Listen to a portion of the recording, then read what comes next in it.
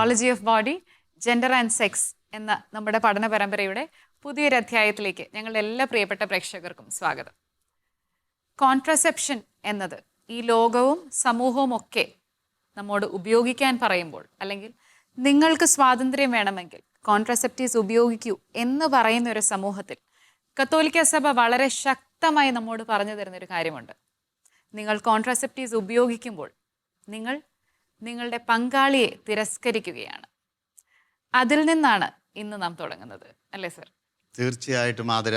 ഞാൻ ആ ഒരു കൊട്ടേഷൻ, ഇത് വിശുദ്ധ ജോൺ പോൾ രണ്ടാമൻ മാർപ്പാപ്പ ലവ് ആൻഡ് റെസ്പോൺസിബിലിറ്റി, സെക്ഷുവാലിറ്റിയെക്കുറിച്ച്, സെക്ഷൽ യൂണിയനെക്കുറിച്ച്, സ്നേഹത്തെക്കുറിച്ചൊക്കെയുള്ള അദ്ദേഹത്തിൻ്റെ ഏറ്റവും നല്ലൊരു പഠനമാണ്. അദ്ദേഹം എഴുതിയൊരു ഒരു ബുക്കാണ്. അപ്പം അതും ഏകദേശം ഈ ഒരു കാലഘട്ടത്തിൽ, അതായത് ഈ ഹിമാനുവിത്തയുടെ കാലഘട്ടത്തിൽ തന്നെ പുറത്തു വന്നതാണ്. അപ്പോൾ അവിടെ അദ്ദേഹം പറയുന്നു, ഗർഭനിരോധന മാർഗങ്ങൾ ഉപയോഗിച്ചുള്ള ലൈംഗിക ബന്ധം മാതൃത്വത്തിൻ്റെയും പിതൃത്വത്തിൻ്റെയും സാധ്യതകളെ നിരാകരിക്കുന്നു എന്ന് മാത്രമല്ല, ഒരു വ്യക്തി എന്ന നിലയിൽ നമ്മുടെ പങ്കാളിയെ തിരസ്കരിക്കുകയുമാണ്. It is a rejection of the partner. അപ്പോൾ അത് നമ്മൾ വളരെ കൃത്യമായിട്ട് മനസ്സിലാക്കണം. നമ്മളത് നമ്മുടെ ഇതിന് തൊട്ടു മുമ്പുള്ള എപ്പിസോഡിൽ നമ്മൾ പറയുകയുണ്ടായി, ഇതൊരു ആൻറ്റി ലവ് ആക്റ്റായിട്ട് നമ്മുടെ സെക്ഷൽ യൂണിയൻ മാറുന്ന ഒരവസ്ഥയാണ് നമ്മൾ കോൺട്രാസെപ്റ്റീവ്സ് ഉപയോഗിച്ച് നമ്മുടെ ഫെർട്ടിലിറ്റിയെ നമ്മൾ ബ്ലോക്ക് ചെയ്യുമ്പോൾ. അപ്പോൾ ദാമ്പത്യ ധർമാനുഷ്ഠാനത്തിലെ ശാരീരികമായ ഒന്നാകൽ തടയപ്പെടുകയും അത് സ്നേഹത്തിലേക്കുള്ള ഒന്നാകലിലേക്ക് വികാസം പ്രാപിക്കുന്നത് തടയുകയും ചെയ്യുന്നു.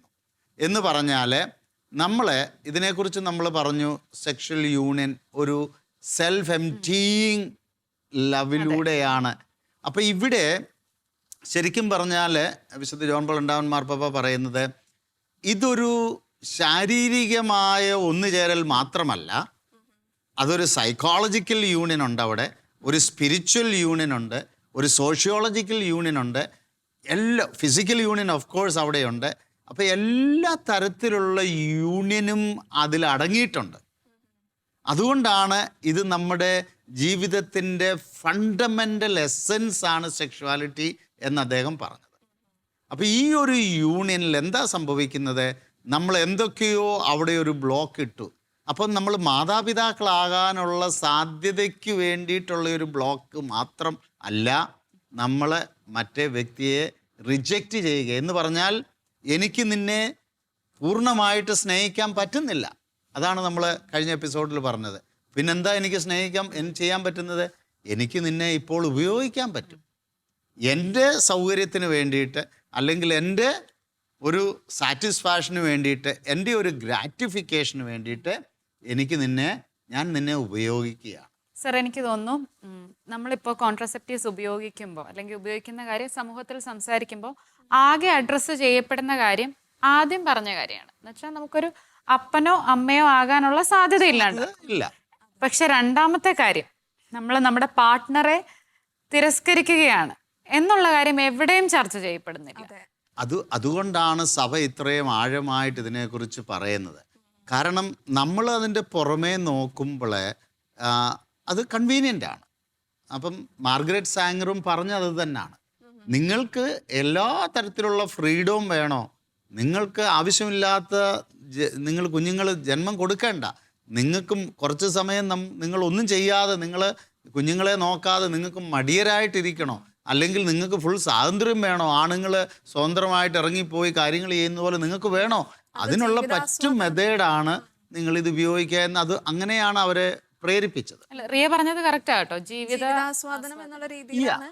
അപ്പം ഇവിടെ എന്താ സംഭവിക്കുന്നതെന്ന് പറഞ്ഞാൽ, ഇവിടെ നമ്മൾ പ്രത്യേകമായിട്ട് ആ വ്യക്തിയെ നമ്മൾ ജസ്റ്റ് ഒരു ഒബ്ജക്റ്റായിട്ട് ഉപയോഗിക്കുക. അപ്പോൾ ഒരു വ്യക്തിയെ നമ്മൾ ഉപയോഗിക്കുമ്പോൾ അതൊരു വ്യക്തിയെ നമ്മൾ ആ വ്യക്തിത്വത്തെ റിജക്റ്റ് ചെയ്യുക. അപ്പോൾ എന്താ പറ്റുന്നത്?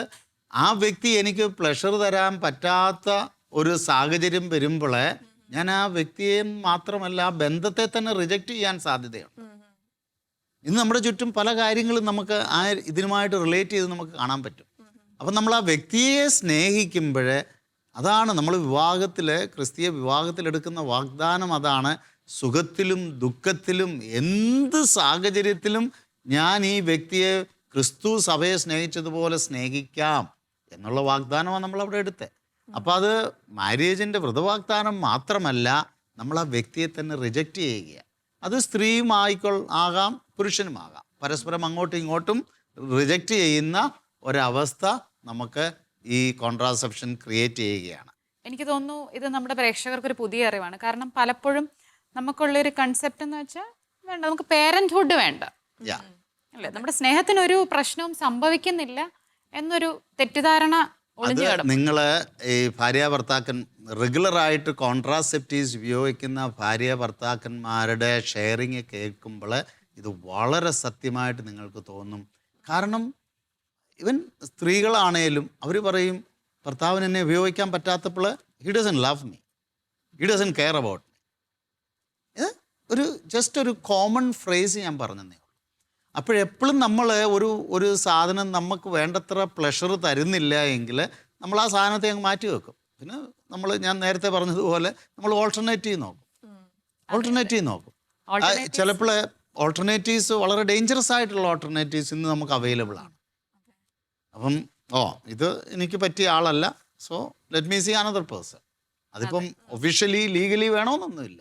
അങ്ങനെയാണ് ഈ എക്സ്ട്രാ മാരിറ്റൽ റിലേഷൻഷിപ്പൊക്കെ ധാരാളമായിട്ട് നമ്മുടെ ചുറ്റുപാടുകളിൽ ഇത് വളർന്നു വരുന്നത്. അപ്പോൾ ഇത് യുവജനങ്ങളുടെ മാത്രം ഒരു പ്രോബ്ലമായിട്ട് അല്ല, നമ്മൾ ഈവൻ മാര്യേജിനെയാണ് ഇത് ഏറ്റവും അധികം ശക്തമായിട്ട് അഫക്റ്റ് ചെയ്യുന്നത്. പക്ഷേ ഇന്ന് മാരീറ്റൽ ആളുകളിൽ ഒരു ഭൂരിഭാഗം ആളുകളും, മജോറിറ്റി ആളുകളും ഇത് ഉപയോഗിക്കുന്നുണ്ട്. അത് അറിയാതെ തന്നെ ഇവർ ഉപയോഗിക്കുന്നതാണ്. ഇതിൻ്റെ സൈഡ് എഫക്ട്സ് അറിയാതെ, അല്ലെ ഇതിൻ്റെ മോറൽ വശം, ഇതിൻ്റെ ഒരു ഫിസിക്കൽ വശം, ആ ഫിസിക്കൽ വശം പോലും ഇവർ അറിയുന്നില്ല. ഇപ്പോൾ കോൺട്രാസെപ്റ്റീവ്സിന് എന്തുമാത്രം സൈഡ് എഫക്ട്സ് ഉണ്ട്, സയൻസ് തന്നെ പറയുന്നുണ്ട്, ഒരുപാട് സൈഡ് എഫക്ട്സ് ഉണ്ട്. അതൊന്നും ഇവർ ഇതിനെക്കുറിച്ച് കൂടുതൽ ചിന്തിക്കുന്നില്ല. നമ്മൾ കുറച്ച് സൈഡ് എഫക്ട്സിലേക്ക് പിന്നെ നമ്മൾ അതിൻ്റെ ആ സയൻറ്റിഫിക് വശത്തേക്ക് പിന്നെ നമുക്ക് പോകാം. നമ്മളിപ്പോൾ ഈ മോറൽ സൈഡിനെ കുറിച്ച് പറയുമ്പോഴേ, അപ്പോൾ ദൈവത്തെ റിജക്റ്റ് ചെയ്യുന്നതിന് തുല്യമാണ്. അപ്പോൾ ഒരു വിവാഹ ജീവിതത്തിൽ ഒരു കുടുംബം എന്ന് പറയുന്നത് വളരെ ഇമ്പോർട്ടൻ്റാണ്. സെക്ഷൽ പ്ലഷർ വളരെ ഇമ്പോർട്ടൻ്റ് ആണ് അവിടെ. അത് ദൈവം തന്നിരിക്കുന്ന ഒരു ദാനമാണ്. പക്ഷേ അതാണ് നമ്മുടെ അൾട്ടിമേറ്റ് ഒബ്ജക്റ്റീവ് വിവാഹത്തിൻ്റെ അല്ലെങ്കിൽ സെക്ഷൽ യൂണിയൻ്റെ എന്ന് നമ്മൾ ചിന്തിക്കുമ്പോഴാണ് പരസ്പരം ഉപയോഗിക്കാനും പ്ലഷർ ഗിവിങ് മെത്തേഡ്സ് ഒക്കെ നമ്മൾ തേടുന്നത് വിവാഹത്തിലും. അപ്പോൾ ഇവിടെ എന്താണെന്ന് പറഞ്ഞാൽ, ഒരു വിവാഹത്തിൽ അവർ പരസ്പരം ഒന്നായി തീർന്ന ആ സ്നേഹത്തിൻ്റെ ഫലമായി ഉണ്ടാകുന്ന ഒരു കുഞ്ഞിനെ ആ സ്നേഹത്തിൽ വളർത്തുമ്പോൾ അവിടെ ഒരു കൊച്ചു സ്വർഗം നമ്മൾ കെട്ടിപ്പടുക്കുക. രണ്ടാം വത്തിക്കാൻ കൗൺസിൽ പറഞ്ഞതുപോലെ every family is A small unit of heaven on earth. കാരണം ആ സ്വർഗീയ സ്നേഹത്തിൻ്റെ ഒരു മുന്നാസ്വാദനമായിരിക്കണം ഈ കുടുംബത്തിൽ നടക്കുന്നത്. സ്നേഹത്തിൻ്റെ സന്തോഷം എന്ന ചാക്രിക ലേഖനത്തിൽ പോപ്പ് ഫ്രാൻസിസ് പറയുന്നത്, ഇങ്ങനെ യഥാർത്ഥത്തിൽ സ്നേഹം പങ്കിടുന്ന ദമ്പതികളുടെ ആ മാരിറ്റൽ യൂണിയനിൽ ത്രിത്വൈക ദൈവം സന്നിഹിതമാണ്. അപ്പോൾ ത്രിത്വൈക ദൈവം സന്നിഹിതമായിട്ടുള്ള ഏറ്റവും പരിപാവനമായ ഒരു ആക്ഷൻ അവിടെ ദൈവത്തെ റിജക്റ്റ് ചെയ്ത് God get out of my bedroom എന്ന് പറയുന്ന ഒരു കൾച്ചറാണ് കോൺട്രാസെപ്റ്റീവ് കൾച്ചർ എന്ന് പറയുന്നത്. അല്ല, പലപ്പോഴും നമ്മുടെ വിവാഹ ജീവിതത്തിൽ ദൈവം എന്ന് പറഞ്ഞൊരു വ്യക്തി ഉണ്ടെന്നുള്ളത് നമ്മൾ മറന്നുപോകുക. എനിക്ക് അങ്ങനെ തോന്നിയിട്ടുള്ളത്. പ്രത്യേകിച്ച് സാക്രമെന്റൽ മാര്യേജിൽ ക്രിസ്തുവിലാണ് നമ്മളെ യോജിപ്പിച്ചിരിക്കുന്നത്, സ്ത്രീയും പുരുഷനും ഭാര്യയും ഭർത്താവും. അതെ. അപ്പൊ ഇതൊക്കെ നമുക്ക് അറിവില്ലാത്തത് കൊണ്ട് ഒരുപാട് തെറ്റിലേക്ക് നമ്മൾ പോകുന്നു. അപ്പൊ ഈ ത്രിത്വൈക ദൈവം അവിടെ സന്നിഹിതമാണെങ്കിൽ അവിടെ നമുക്ക് കൃപകളുടെ ഒരു ചാനലാണ് ഒഴുകുന്നത്. ദൈവത്തിൻ്റെ അടുത്ത് നിന്ന് നമ്മുടെ ജീവിതത്തിലേക്കും കുടുംബത്തിലേക്കും ഒരു ചാനല്, ഗ്രേസ്, കൃപ ഒഴുകാനുള്ള ഒരു ചാനലാണ് നമ്മളവിടെ ബ്ലോക്ക് ചെയ്തത്. കാരണം ദൈവത്തെ റിജക്റ്റ് ചെയ്യുമ്പം അതിനുള്ള ആ സാധ്യത നഷ്ടപ്പെടുക. അപ്പോൾ എന്തുകൊണ്ടാണ് പലപ്പോഴും നമ്മുടെ കുടുംബത്തിൽ ഒരുപാട് അസ്വസ്ഥതകൾ? നിങ്ങളൊരു പക്ഷേങ്കിൽ ഇത് കേട്ടുകൊണ്ടിരിക്കുന്നവർ നിങ്ങൾ കുറ്റബോധത്തിലേക്കല്ല, അല്ലെ നിരാശയിലേക്കല്ല, എന്തുകൊണ്ടാണ് നമ്മുടെ കുടുംബത്തിൽ പലതരത്തിലുള്ള പ്രശ്നങ്ങൾ വന്നുകൊണ്ടിരിക്കുന്നത്? കുഞ്ഞുങ്ങളുടെ കാര്യത്തിലായാലും, നിങ്ങൾ ഭാര്യ ഭർത്താക്കന്മാർ തമ്മിലുള്ള സ്നേഹത്തിലായാലും, അത് നിങ്ങൾ ഒന്ന് ഈശോയുടെ സാന്നിധ്യത്തിലൊന്ന് പരിശോധിച്ച് നോക്കുക.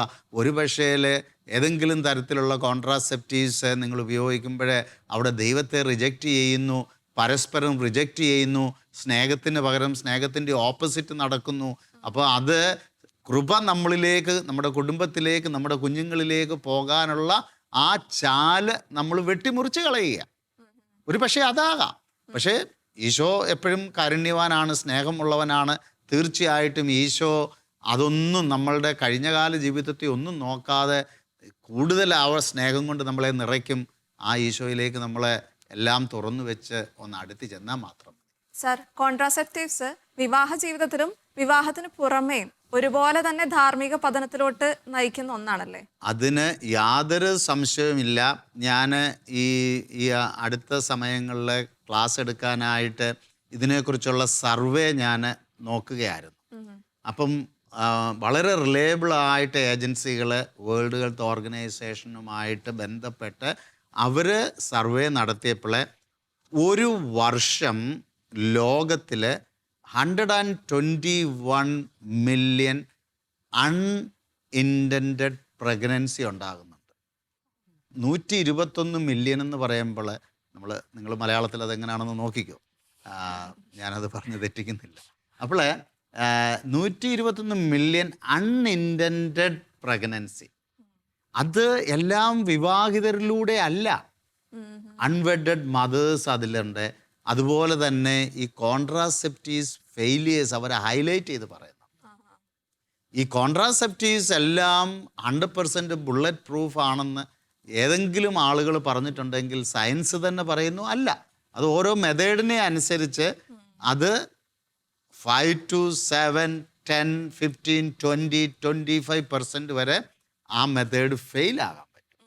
ഏത് മെത്തേഡാണേലും അത് ഏത് മെത്തേഡിനെ അനുസരിച്ചിട്ടാണ് അതിൻ്റെ. ഇത് ഞാൻ പറയുന്നതല്ല, ഇത് സർവേയിൽ സയൻസ് പറയുന്നതാണ്.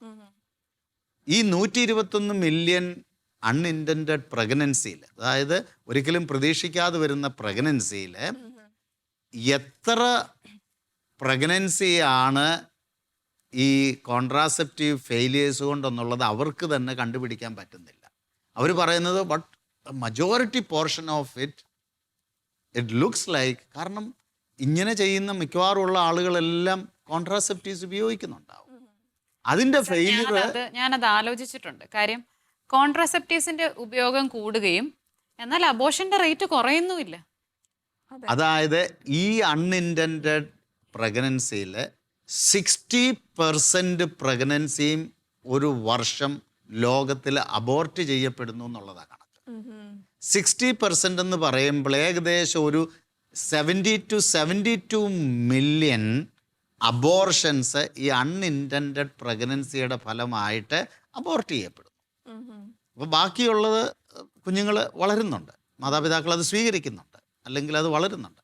അപ്പോൾ ഈ ഒരു 72, ഇപ്പം നേരത്തെയൊക്കെ നമ്മൾ തുടങ്ങിയപ്പോൾ അബോർഷൻ്റെ കണക്കുകൾ 40 മില്യൺ ആയിരുന്നു, 40 to 50 മില്യൺ ആയി, 50 to 55 മില്യൺ, 60 മില്യൺ. ഇത് 2021-2022 കണക്കും പ്രകാരമാണ്.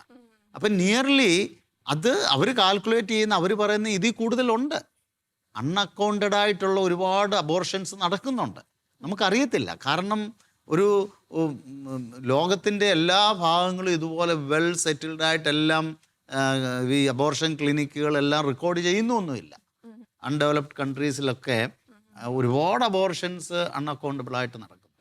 അപ്പോൾ ഒരു 70 മില്യൺ അബോർഷൻ ഒരു വർഷം ആവറേജ് നടക്കുന്നുണ്ട് ഏകദേശം എന്ന് പറയുമ്പോഴേ ഇത് അൺഇൻറ്റൻറ്റഡ് പ്രഗ്നൻസിയുടെ ഫലമാണ്.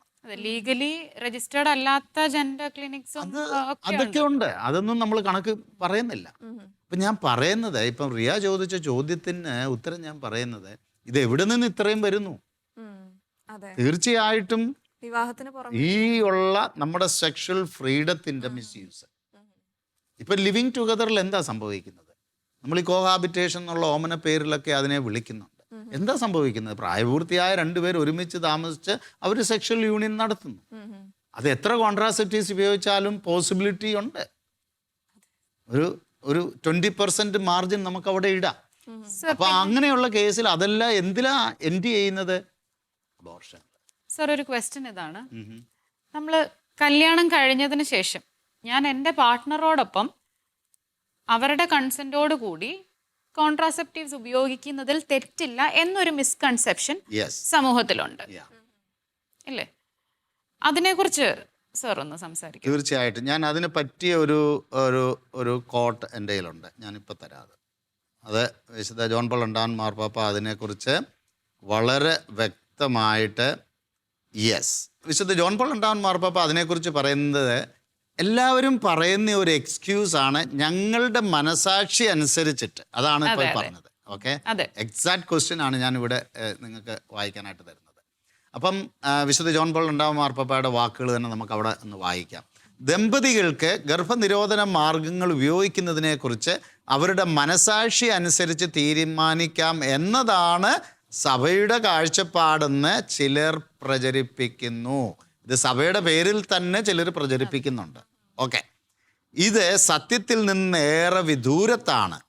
ഗർഭനിരോധന മാർഗങ്ങളുടെ ബോധപൂർവമായ ഉപയോഗം ഗൗരവതരമായ പാപമാണെന്ന് പാരമ്പര്യ ക്രൈസ്തവ അനുശാസന സഭ എന്നും അത് നിലനിർത്തിയിട്ടുണ്ടെന്നുള്ളത് സത്യം. ഈ പഠനം മാറ്റാൻ പാടില്ലാത്തതും സഭ എന്നും ഒരു അപ്രമാദിത്യ സ്വഭാവത്തോടെ പഠിപ്പിക്കുന്നതുമാണ്. ക്ലിയർ ആയില്ലേ? അത് കാരണം ഞാനത് ഒരുപാട് പറയുന്നതിലും നല്ലത് ഇതാ സഭാപിതാക്കന്മാർ തന്നെ വളരെ വ്യക്തമായിട്ട്. പക്ഷെ ഒരു കാലത്ത് ഞാൻ പറഞ്ഞല്ലോ, ദർ വാസ് സം ഡാർക്ക് എറ അബൌട്ട് ഈവൻ സഭയിലും ഈ കോൺട്രാസെപ്ഷനെ കുറിച്ച് ഹ്യൂമാനിറ്റി വന്നതിന് ശേഷം. അതിൻ്റെ കാരണം അത് വളരെയധികം സിമ്പിൾ ആളുകളിലേക്ക് എത്താനായിട്ട് അന്ന് സഭ ഫെയിൽഡായി. എന്തുകൊണ്ടാണെന്ന് ചോദിച്ചാൽ, സഭയ്ക്ക് അകത്ത് നിന്ന് പുറത്തതിനേക്കാൾ ഉപരി അകത്ത് നിന്ന് ഇതിന് ഒരുപാട് പ്രഷറുണ്ടായി ഇത് പുറത്തേക്ക് വിടാതിരിക്കാൻ.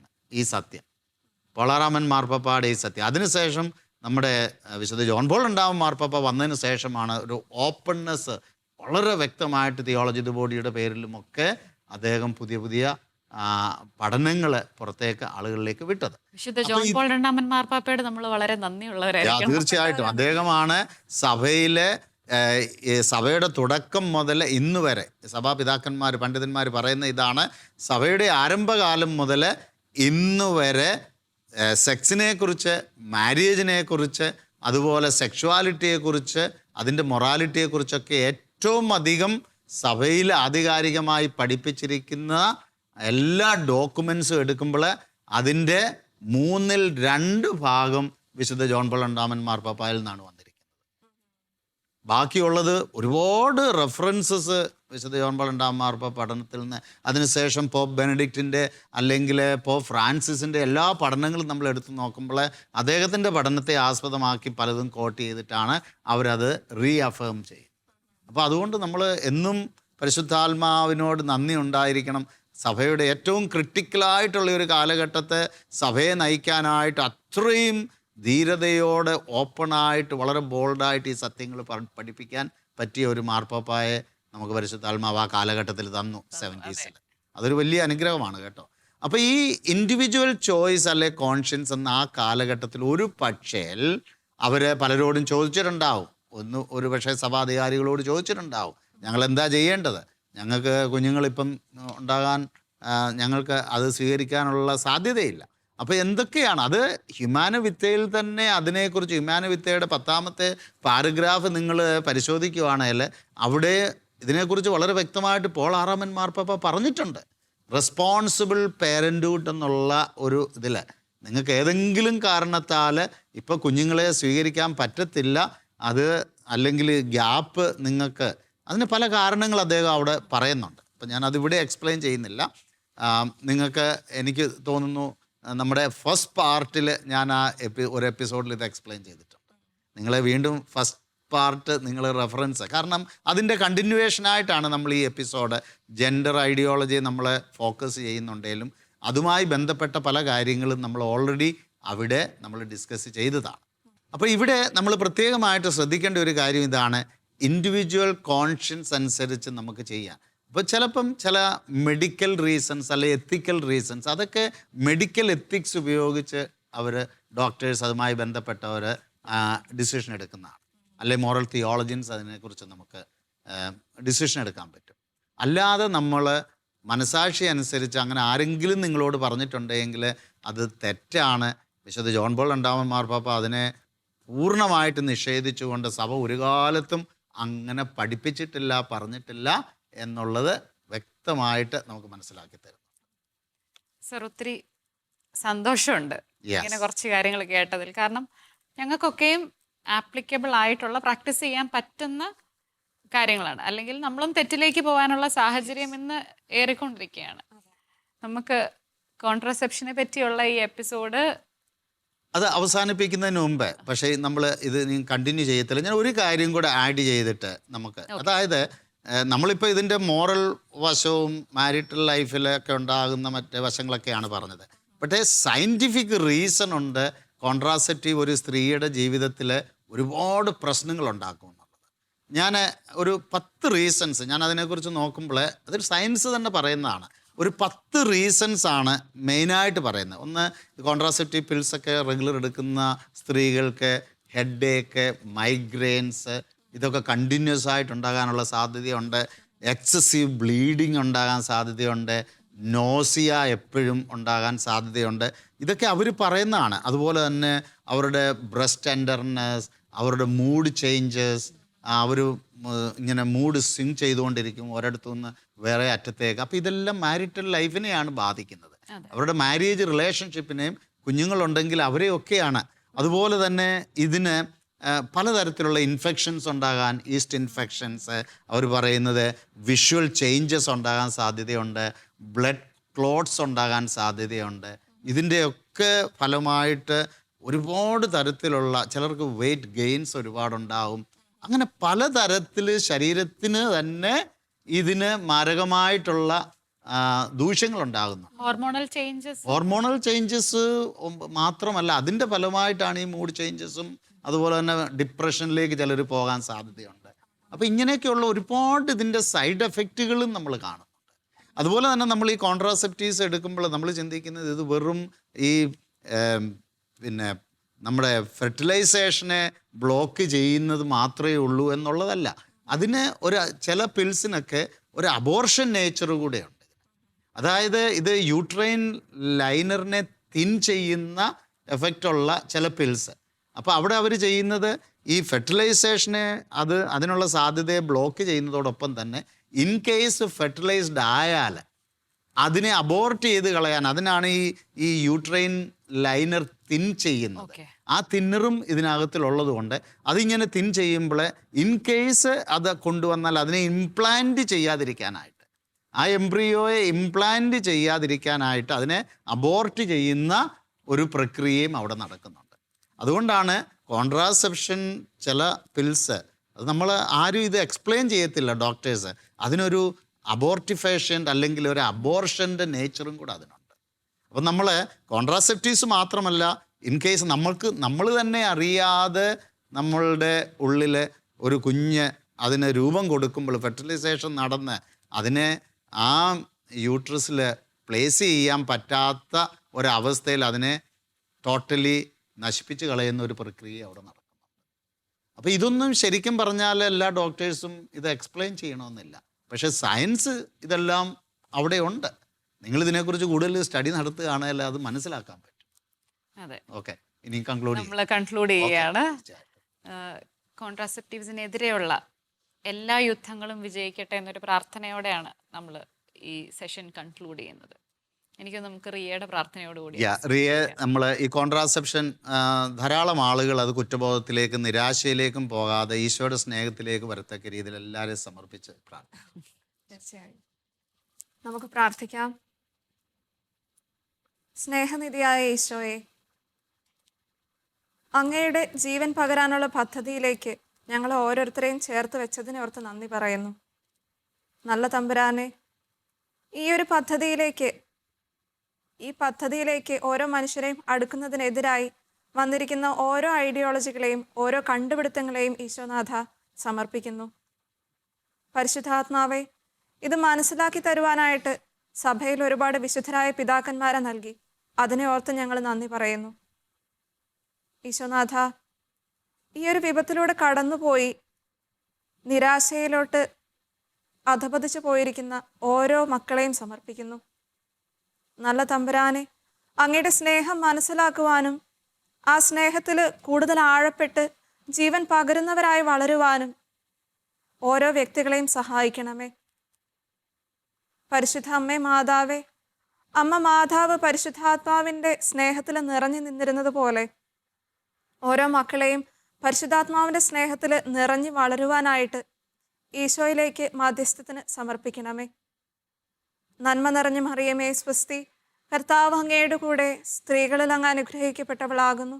അങ്ങയുടെ ഉദരത്തിൻ ഫലമായ ഈശോ അനുഗ്രഹിക്കപ്പെട്ടവനാകുന്നു. പരിശുദ്ധ മറിയമേ തമ്പുരാന്റെ അമ്മേ, പാപികളായ ഞങ്ങൾക്ക് വേണ്ടി ഇപ്പോഴും ഞങ്ങളുടെ മരണസമയത്തും തമ്പുരാനോട് അപേക്ഷിച്ചുകൊള്ളണമേ. ആമേൻ. Thank U.